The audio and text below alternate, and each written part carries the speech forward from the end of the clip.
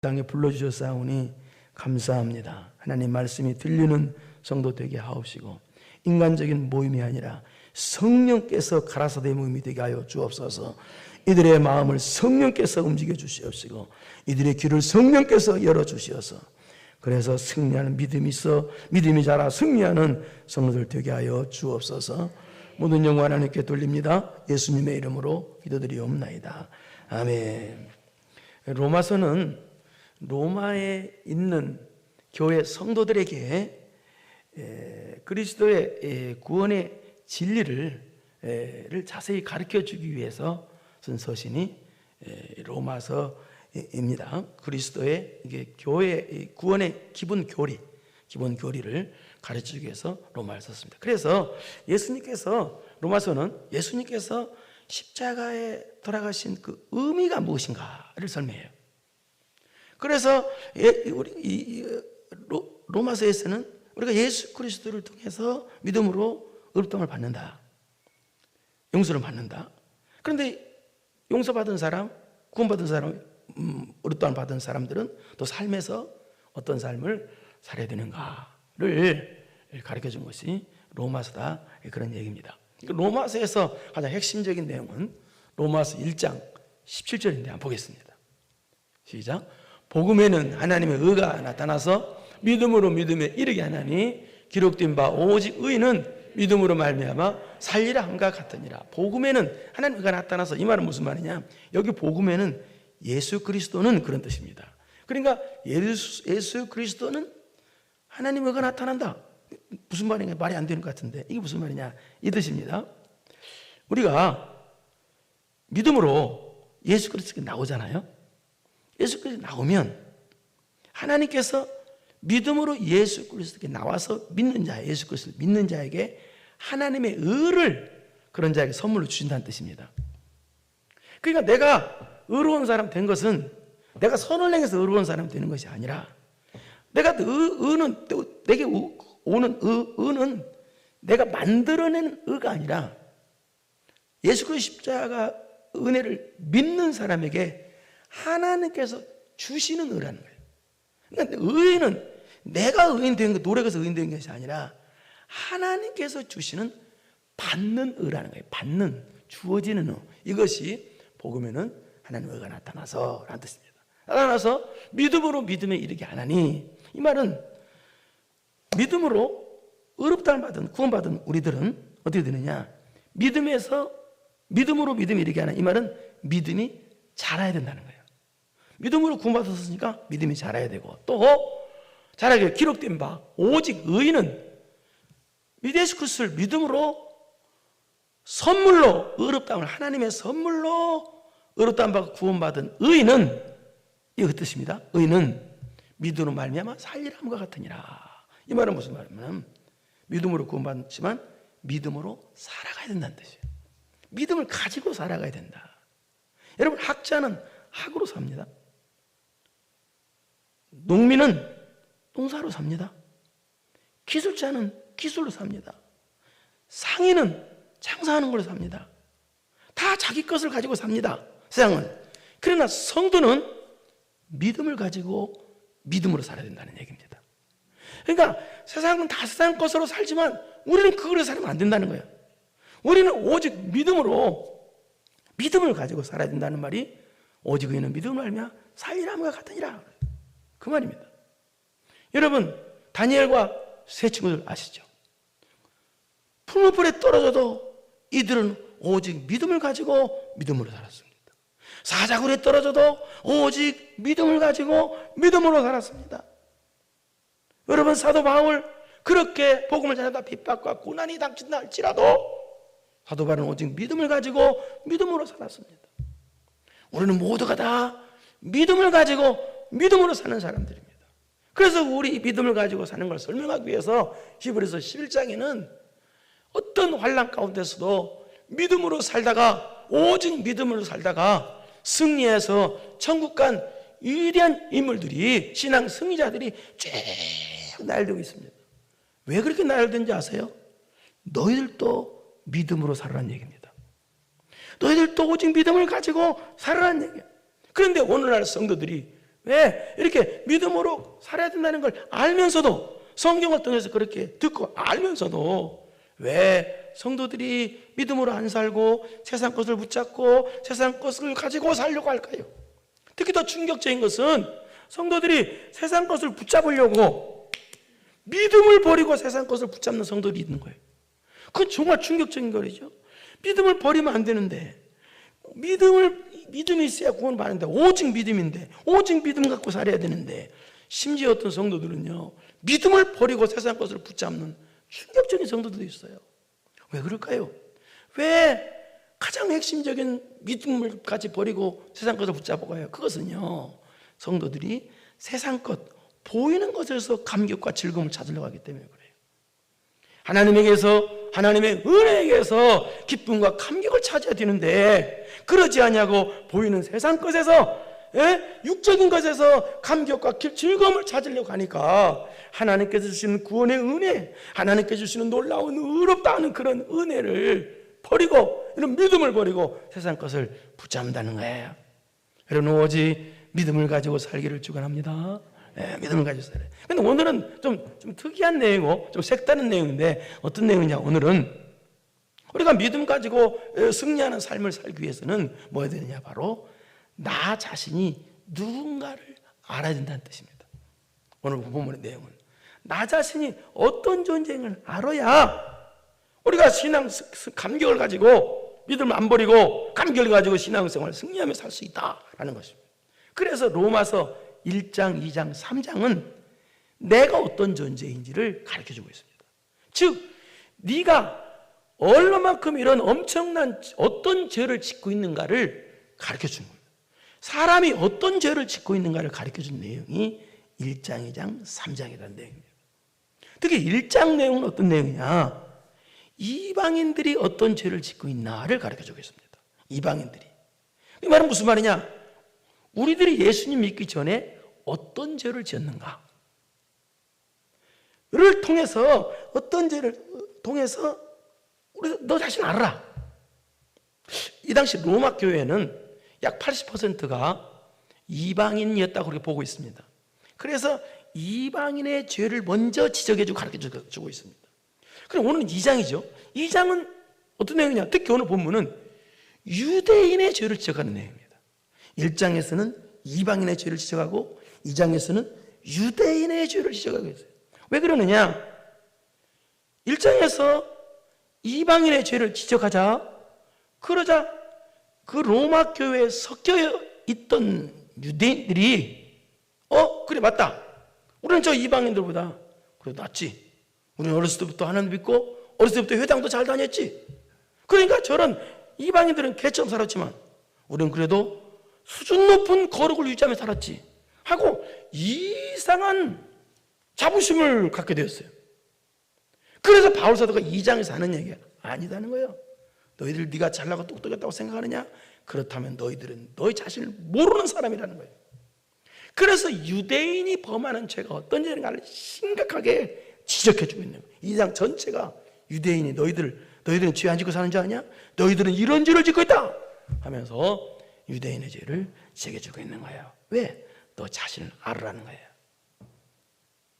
나 자신을 모르기 때문에 그렇게 범죄한다는 거예요. 그래서 나 자신을 알아야 교회 와서 은혜 말씀을 들을 때 은혜도 되고 감격도 되고 기쁨도 오고, 나 자신을 알아야, 그래야 나 자신을 알아야 믿음도 안 버리고 세상 거 안 붙잡고 끝까지 믿음 붙잡고 승리할 수 있다는 거예요. 내가 내 우월감에 사로잡혀서 내가 육적으로 도덕적으로 나쁜 짓 안 했으니까 나는 착한 사람이야, 괜찮은 사람이야, 그러지 말라는 거죠. 제가 얼마 전에 그런 얘기는 같습니다만, 어떤 교회 목사님은 항상 그런답니다. 그런 생각을 갖는답니다. 어떤 생각이냐? 이 교회에서 가끔 가다가 보면은 이 성도들이 부부싸움 해가지고 목사님이 찾아오는 성도들이 있답니다. 그때마다 생각하는데, 와서 뭐라고 말하냐면, 목사님, 울면서, 목사님, 우리 남편이 마귀 자식이에요. 그런데 그럼 목사님은 꼭 그런 생각을 한대요. 이래요. 당신도 마귀 자식이야. 그런데요. 왜냐하면 당신이 천사였으면 부부싸움 시작도 안 했어. 당신도 마귀 자식이 같이 싸우는 거야. 그렇게 말을 못하고 그렇게 생각한다는 거예요, 목사님들. 그래서 2장에서는 유대인의 죄를 지적해 주면서 너 자신을 알아라는 거예요. 너 자신이 어떤 존재인지 알아라. 너 자신 그 죄를 지적해 주면서 너 자신을 알아라면 죄를 지적해 줘야 우리 단점을 말씀으로. 근데 요즘 성도들은 어때요? 죄를 지적해 주면 아주 싫어합니다. 좋아하지 않습니다. 왜 그럴까요? 죄를 지적해 주는데도 좋아하지 않는 이유는 그것도 나 자신이 어떤 존재를 모르니까 그러는 거예요. 나 자신이 어떤 존재를 알으면 죄를 지적받는 게 기쁘고 감사한 거예요. 고칠 기회가 생겼으니까. 근데 나 자신이 모르니까 죄를 지적해 주는 심판의 내용을 설교하면 싫어하는 거예요. 그래서 나 자신이 누군가를 알아서 여러분이 심판의 내용, 채찍의 내용이 온다 할지라도 기쁨과 감사하는 성도 되어서 신앙 승리하는 성도 되라고 그런 바라는 마음으로서 오늘 말씀을 대하고자 합니다. 그러면 내가 어떤 존재인가를 먼저 알아보겠습니다. 유대인의 죄를 지적하는 것을 통해서 그럼 나는 어떤 존재인가? 1절 읽겠습니다. 시작. 그러므로 남을 판단하는 사람아, 누구를 막론하고 네가 핑계하지 못할 것은 남을 판단하는 것으로 네가 너를 정죄하느니 판단하는 네가 같은 일을 행하매라. 이 말은 무슨 말이냐 이 뜻입니다. 남을 판단하는 사람아 이렇게 돼 있죠. 이 말은 무슨 말이냐? 첫째는 이 뜻입니다. 우리는 어떤 존재냐? 남을 판단하는 존재가 아니라 판단받아야 될 존재라는 뜻입니다. 어떤 존재라고요? 시작. 남을 판단하는 존재가 아니라 판단받아야 될 존재라는 거예요. 여러분요, 인생을 살면서 주변에서 가장 조심해야 될 사람이 있습니다. 조심해야 될 사람. 조심해야 될 사람 누군지 아세요? 나둔 데서 다른 사람을 판단하고 비난하는 사람들입니다. 왜 그러냐면 그 사람은 또 그런 버릇을 갖고 있기 때문에 그 사람은 또 다른 사람에게 가서 또 나에 대해서 악담을 할 것이 분명한 사람이기 때문에 그래요. 그래서 내 앞에서 비난하고 부정적이고 그런 사람들 있잖아요. 정말 조심해야 될 사람들입니다. 오늘 본문에 그리고 또 여기 보니까 누구를 막론하고 핑계하지 못할 것은 남을 판단하는 것으로 네가 너를 정죄하며. 여기 봐봐요. 남을 판단하는 것으로 네가 너를 정죄한다. 이게 무슨 말이에요? 네가 너를 정죄한다. 여러분, 내가 남을 판단하는 것이요, 그게 하나님 앞에 범죄, 죄 짓는 거래요. 그러니까 내가 남을 판단하면 그게 내가 죄 짓는 거예요. 그러니까 내가 나쁘다고 남한테 말하는 것이 그게 뭐라고? 내가 죄를 짓는 거라는 뜻이, 그것이 바로 네가 너를 정죄함이라는 뜻이에요. 그러니까 우리는 남을 판단 자체를 절대로 하면 안 돼요. 큰일 납니다. 왜냐하면 그 남을 나쁘다고 말하는 자체가 내가 죄를 쌓아가는 거예요. 충격적이죠. 판단은 네가 같은 일을 행함이라. 그게 그 뜻이에요. 그런데 사람들은 남을 판단하거든요. 여러분, 우리는요, 아담의 범죄로 말미암아 타락한 인간이 됐잖아요. 그렇기 때문에 판단할 능력을 상실했어요. 우리는요. 그래서 의를 이룰 능력도 없어요. 근데 왜 사람들이 남을 판단해요? 방금 있으면 왜 잘못된 그렇게 판단하냐? 내게 판단할 능력도 없다는 걸 모르니까. 예? 그 내가 다른 사람을 자꾸 판단하려고 하니까. 나는 판단받아야 될 대상인데도 불구하고 자꾸 그걸 모르니까 자꾸 남을 판단하려고 말해요. 여러분, 나는 남을 판단하는 사람이 아니라 판단받아야 될 사람들임을 꼭 믿으시기 바랍니다. 판단받아야 될 사람. 여러분, 성령 충만 받고 그 은혜 받는 사람이죠. 성령 충만 받으면요. 어떻게 돼요? 영안이 열리죠. 영안이 열리면요, 먼 데 있는 다른 사람의 죄를 판단할 수가 없어집니다. 왜? 내 죄부터 보이니까. 영안이 열리면. 영안이 가까운 내 죄부터 보여요. 그렇기 때문에 내 죄부터 보이기 때문에 다른 사람을 판단 자체를 못하는 거예요. 왜? 내가 너무너무 큰 죄로 보이니까. 에? 그래서 오히려 하나님 앞에, 하나님, 저는 당연히 판단받아야 될 죄인입니다라고 겸손히 하나님께 엎드리고 고백하는 거예요. 옛날 어떤 고을에 어진 대감님이 한 분 있었습니다. 대감이 있었는데 그 대감은 평생 동안 남을 비난하거나 비판하거나 판단하는 그런 분이 아니었습니다. 정말 나쁘게 말한 분이 아니었어요. 어느 날 그 대감집에 종들이 있었는데 종들이 막 다툼이 벌어졌어요. 그래서 대감님한테 와서 두 종들이 와가지고 대감님 억울합니다. 저놈이 나쁜 놈입니다. 저놈이 거짓말했습니다. 라고 고소를 하는 거예요. 대감이 그 말을 듣고 있더니 그래, 네 말이 옳다. 그래, 참 옳구나. 근데 옆에 있는 종이 아닙니다. 대감님, 저놈이 나쁜 놈입니다. 저놈이 더 거짓말했습니다. 저놈이 나쁩니다. 그저 대감이 옆에 있는 종의 말을 듣다가 그래, 네 말도 옳구나. 그런 거예요. 근데 그 모습을 보던 아들이, 대감 아들이 옆에 있다가 아니 아버지, 아니 내가 듣기로는 저놈이 괜찮은 놈이고 저놈이 나쁜 놈 같은데 어째 그러십니까? 예? 그래서 아버지, 또 대감이 듣고 있다. 그래, 네 말도 옳구나. 그래서 그 모습을 보고 있던 그 대감 부인께서 성질을 내면서 대감님, 어째 대감 남자가 줏대도 없이 이것도 옳다 저것도 옳다 그렇게 말하십니까 대감님? 그러니까 대감이 있다가 그래, 듣고 보니 당신 말도 옳구려.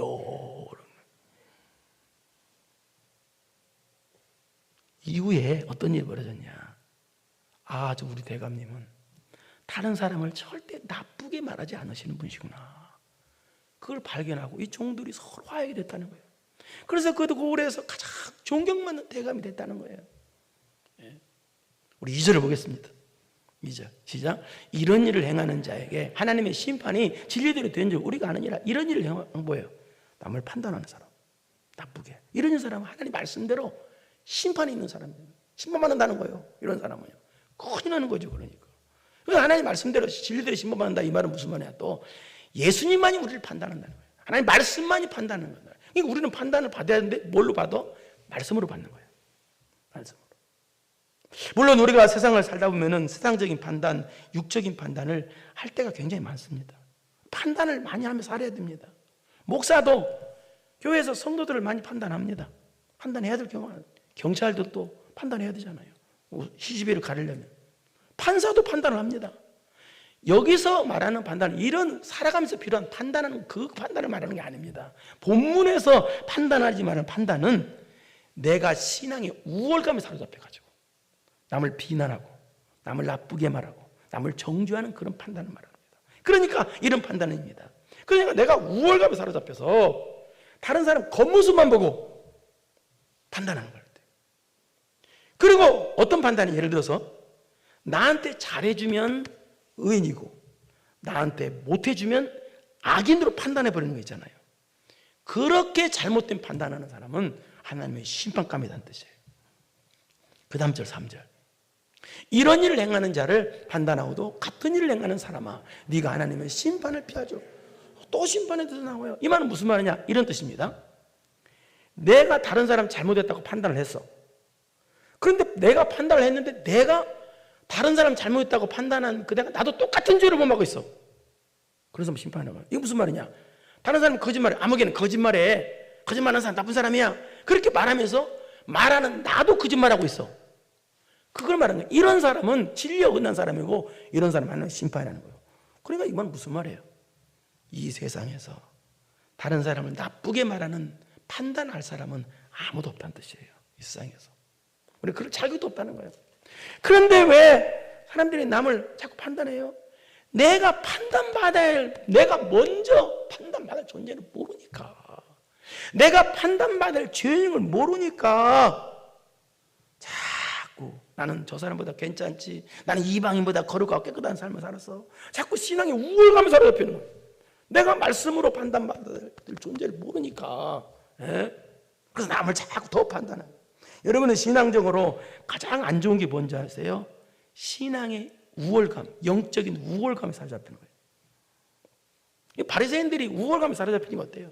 나는 저 세례와도 같지 않습니다 하고 엉터리 기도를 합니다. 여러분, 이 위대한 바울 사도는요, 나는 죄인 중에 죄인 괴수라고 했습니다. 그렇게 성경을 많이 기록했으면서도 가장 낮은 자리에 내려가, 예수님처럼 낮은 자리에 내려가고 신앙의 우월감 사로잡히지 않고 그런 상태에서 가르치고 교훈하고 훈계하고 책망을 했습니다. 이 말은 무슨 말이냐, 한 번도 자기가 남을 판단하지 않았습니다. 겉모습만 보고 판단하는 사람이 아니었습니다. 여러분, 성도는 남을 함부로 판단하는 사람이 아닙니다. 오히려 내가 하나님 말씀으로 판단받아야 될 사람입니다. 여러분 지금 하나님 말씀으로 판단받기를 원하는 여러분 되기를 바랍니다. 두 번째는 우리가 어떤 존재이냐? 바로 하나님의 참으심의 대상이에요. 우리는 하나님의 참으심의 대상이에요. 시작. 우리는 하나님의 참으심의 대상. 참으심. 우리 4절에 읽겠습니다. 시작. 혹 네가 하나님의 인자하심이 너를 인도하여 회개하게 하심을 알지 못하여 그의 인자하심과 용납하심 같이 길이 참으심 풍성하심 멸시하느냐? 이 말은 무슨 말이냐? 내가 신앙생활 잘못했어. 엉터리를 했어. 그리고 세상 나갔어. 은혜도 다 잊어버리고. 그런데 하나님께서 그렇다면 하나님께서 징계하고 채찍이 와야 되는데 왜 안 오냐는 거예요. 그 이유는 네가 회개하고 돌아오기까지 하나님께서 참아주시기 때문이라는 거예요. 네가 잘못하고 있는데도, 자, 이건 우리가 잘못하고 있는데도 이것을 알으려면 나는 판단받아야 될 사람, 이것을 첫째로 들은 사람들은 이게 무슨 말인지 알 거예요.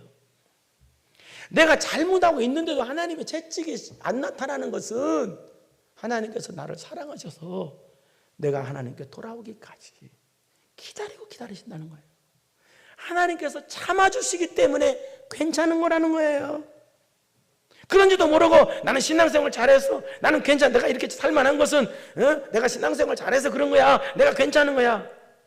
그런 자는 5절.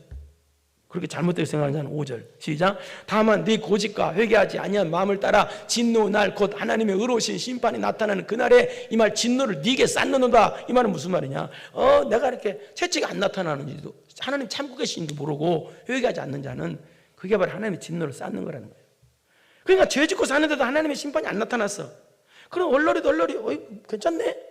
그건 하나님의 진노를 계속 쌓고 하는 사람이라는 거예요. 무서운 사람이죠.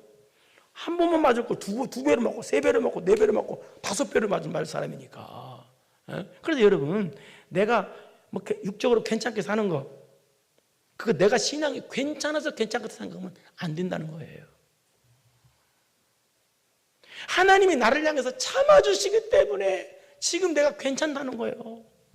이게 그 말이에요. 그걸 알으라는 거예요. 하나님이 나를 향해서 참아주시는 거예요. 저도 신앙생활 때 목회하면서요, 그만한 생각을 합니다. 야, 그래, 맞아. 하나님이 나를 향해서 참 많이 참아주셨구나. 내가 나를 향해서 참아주셨기 때문에 이렇게 지금까지 내가 목회하고 버틸 수 있었구나. 내가 잘나고 똑똑해서 이렇게 목회하고 버틸 수 있는 것이 아니라 나는 부족한데 죄인인데 하나님께서 나에게 참아주셔서 이렇게 지금까지 살 수 있었구나. 그것을 발견하라. 그 말입니다, 여러분. 나는 어떤 존재다? 하나님의 참아주심의 대상이라는 거예요. 그 다음에 세 번째는 나는 어떤 대상이냐. 이건 좀 참 행복한 내용인데요. 따라서 합시다. 나는 하나님께서 알아주시는 대상이다. 나는 하나님께서 알아주시는 대상이다. 이게 무슨 말일까요? 우리 5절을 보겠습니다. 그걸 알아야 돼요. 시작. 6절 시작. 하나님께서 각 사람에게 그 행한 대로 보응하시지. 하나님께서 행한 대로 보응. 여기 행했다라는 말은 무슨 말이냐? 도덕적으로 선을 행한 것에 따라서 상급과 심판한다. 그런 뜻이 전혀 아닙니다. 그럼 예수님 안 믿어도 도덕적으로 착한 일 하면 그럼 천국하게 해요? 전혀 그 뜻이 아니라고 그랬습니다. 여기서 행한다는 말은 무슨 말이냐? 하나님과 관계, 사람과 하나님과 관계 속에서 일어나는 행을 말합니다. 사람과 하나님 관계가 잘 이루어진 상태로서 행함이에요. 그러니까 하나님 관계를 막아놓고 행하면 첫날 만날 착한 일이 아무 소용이 없는 행함이에요. 그러니까 하나님과 관계 속에서 이루어지는 행함. 그러니까 이 행함은 어떤 걸 또 포함하냐면 보이는 육적인 행함도 포함하지만 마음적으로 생각까지도 포함한 행함을 뜻해요. 여기서 행함은 약간 생각에 대한 행함이죠. 그렇죠? 그러니까 믿음이 없으면 죽음이다. 죽음이다 말하되어 있죠. 야고보서에 바로 그 말이에요. 그래서 행함이 없는 믿음은 죽음 믿음이다 그렇게 말한 거예요. 그러니까 행함이 없으면 상급도 없는 거예요.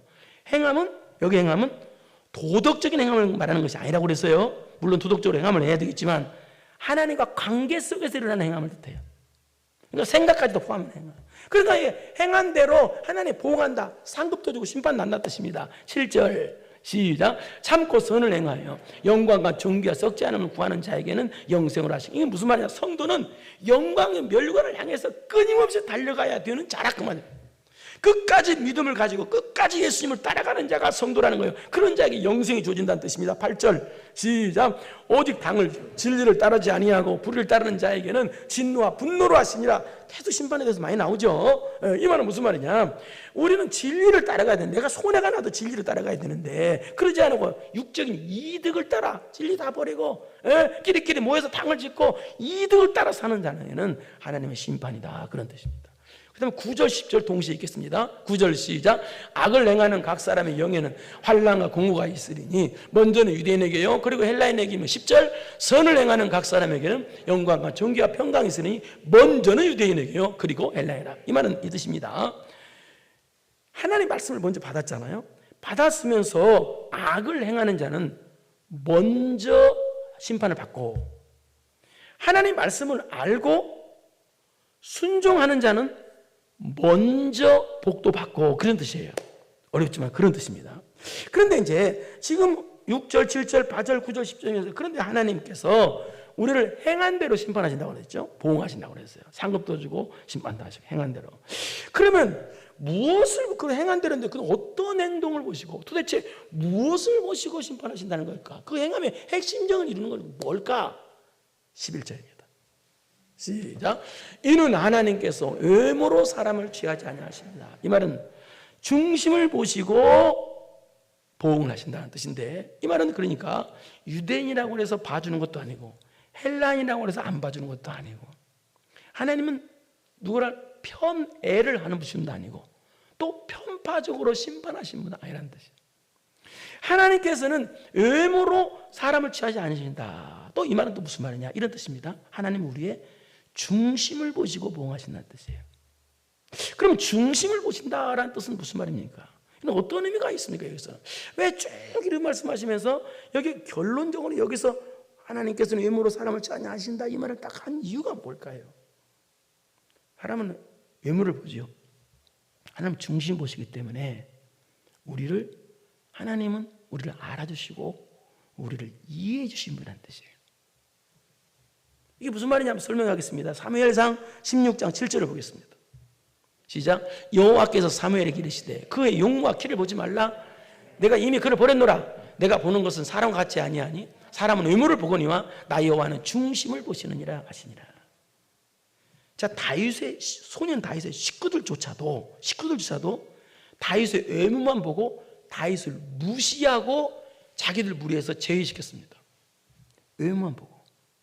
그런데 하나님은 다윗의 중심, 다윗의 심성, 다윗의 마음을 보시고 다윗을 알아주시고 다윗을 귀하게 여기시고 다윗을 이해해 주셨습니다.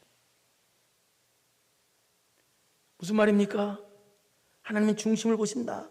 내 중심을 보신다. 이 말은 무슨 말이냐? 세상 사람들은 우리 외모만 보기 때문에 내 마음을 모릅니다. 그러나 하나님은 여러분의 마음을 알아주십니다.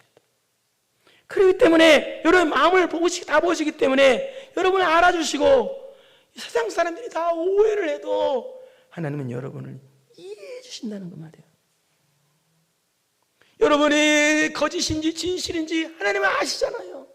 그래서 여러분을 알아주시고 이해해 주신다는 거예요. 하나님께서 바라보시는 인간의 가장 보시는 귀한 척도는, 하나님의 척도는 뭘 가장 귀한 척도는 여러분의 마음이라는 거예요. 사람의 가치 척도는 육체입니다. 사람들이 보는 가치 척도는 육체예요. 그러나 하나님께서 보시는 가치 척도는 마음이라는 거예요. 이 말은 무슨 말이냐? 사람들은요 외모만 보기 때문에 사람들은 항상입니다. 항상 외모만 봅니다. 그래서 외모가 시원찮은 사람들은 무시당합니다. 무시당해요. 제가 어렸을 때 키가 작았잖아요. 지금도 상당히 커졌죠. 굉장히 좀 따돌림 받은 적이 있었어요. 지금도 학교 가면 그런 사람들 있잖아요. 막 따돌리고 무시하고 외모만 봐요. 외모만 봐요. 항상 외모만 봐요. 왜? 사람들은 마음을 볼 줄 몰라요. 그렇기 때문에 사람들은요 비난하고 무시하고 오해하고 그래요. 그러나 하나님은요 내 무게중심은 나의 가치 기준을 외모에다 두시는 게 아니라 마음에다 두시기 때문에 나를 알아주시고 나를 이해해 주시. 그래서 여러분 세상을 살면서 나를 알아주는 사람, 나를 이해해 주는 사람이 없어. 슬퍼하지 마세요. 하나님이 알아주시면 되잖아. 하나님께서 이해해 주시면 되잖아. 그제 초창기에 어떤 남루한 사람이 들어왔어요. 그래서 너무 불쌍해서 저도 영역분이 안 보니까 그래서 돈을 주니까 이 사람이 돈을 안 받는 거예요. 그때 깜짝 놀랐어요. 아니 저런 사람이 왜 돈을 안 받지? 돈을 주는데도. 그래서 안 받으면서 금방 나가요. 나가면서 뭐라고 말하냐면 아무도 내 마음을 몰라줍니다 하고 나가는 거예요. 그래서 그 사람을 붙잡고 여보시오, 하나님은 당신의 마음을 알아주십니다 라고 하려고 그랬는데 가버려서 못했습니다. 아쉬워요, 그 사람. 우리 많은 사람들이 인생을 살면서 갈등을 합니다. 아내도 내 마음을 몰라줘. 남편도 내 마음을 몰라줘. 자식도 내 마음을 몰라줘. 왜 그런 말 합니까? 하나님 알아주시면 되지. 하나님께서는요, 여러분을 알아주십니다. 나는 하나님께서 알아주시는 대상입니다. 나는 하나님께서 이해해 주시는 존재입니다. 할렐루야. 여러분, 신앙 승리하는 비결은 내가 어떤 존재인가를 알아야 된다는 거예요. 첫째, 어떤 존재야? 나는 판단하는 존재가 아니라 판단받는 존재라는 거예요. 판단받아야 될 무엇으로? 하나님 말씀으로. 그래서 오늘 예배당에 나올 때마다 하나님, 나는 판단받아야 됩니다. 말씀으로. 깨닫게 해주세요. 나오세요. 두 번째는 어떤 사람이다? 참으심의 대상이다. 하나님의 참으심이다. 내가 괜찮은 것은 왜 괜찮다? 내가 잘해서 괜찮은 게 아니라 하나님께서 나를 향해서 뭐 하기 때문에? 참아주시기 때문에. 예? 참아주시기 때문에 괜찮은 거예요. 할렐루야. 예. 그 다음에 나는 어쩐 존재다? 어쩐 존재다? 하나님께서 나를 알아주시는 존재야. 나를 이해해 주시는, 나를 알아주시오. 이해해 주시고. 어찌 이렇게 오늘 못 알아듣는 것처럼 보입니다. 이상하게. 하나님 나를 알아주시, 이해해 주시오. 사람이 나를 알아주기를 바라도 그런 것도 중요하지만 그거에 기대하지 마세요. 왜? 사람은 어차피 오해하게 돼 있어요. 하나님 오해가 없어요. 중심을 보시고 여러분의 가지척도는 마음이에요. 그걸 보시고 알아주시고 이해해 주시고 복을 주시는 분이시에요. 걸어가시고 내려오신 아버지 하나님 감사합니다. 나는 어떤 존재인가? 남을 판단할 존재가 아니라 판단받아야 될 존재입니다. 나는 어떤 존재인가? 하나님의 참으심의 대상입니다. 내가 지금 잘해서 괜찮은 것이 아니라 하나님이 나에 대해서 참아주셨기 때문에 지금 괜찮은 것입니다. 나를 하나님께서는 알아주시는 존재. 나는 하나님께서 알아주시는, 하나님께서 인정해 주시는, 나는 하나님께서 이해해 주시는 존재입니다. 그런 대상입니다. 내가 어떤 존재인가를 알아서 신앙 승리하는 우리 모두가 되게 하여 주옵소서. 예수님의 이름으로 기도드리옵나이다. 아멘. 이제는 우리 구주 예수 그리스도의 은혜와 전능하신 하나님 아버지의 무한하신 사랑하심과 성령님의 교통교제 감동 감화심이 내가 어떤 존재임을 알아서 믿음 가지고 승리하며 살기로 마음 깊이 결단하고 돌아가는 사랑하고 사랑하는 성도들 머리머리 위에 이제로부터 영원토록 함께 있을지어다. 아멘.